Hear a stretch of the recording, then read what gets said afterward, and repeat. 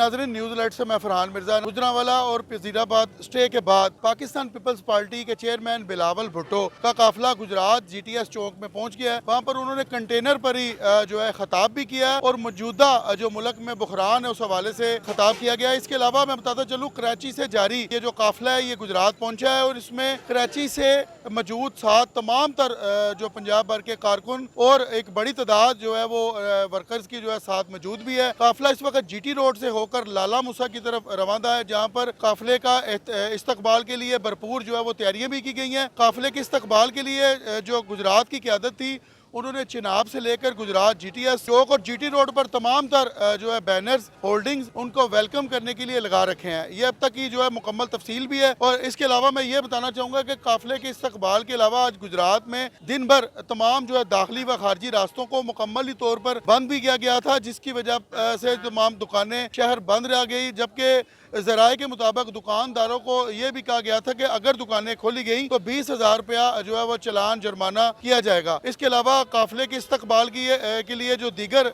रास्ते हैं वो गलियां और ये सड़कें जो शहर का बीचों रास्ता जो है इस्तेमाल किया जाता रहा है। इस सिलसिला में गुजरात के रिहायशियों का ये भी कहना था कि अगर पाकिस्तान तहरीक इंसाफ की जो हुकूमत तब्दीली नहीं ला सकी तो पीपल्स पार्टी के जो कारकुन हैं वो कैसे तब्दीली लाएंगे। मजीद अपडेट के लिए देखते रहें न्यूज़ अलर्ट गुजरात।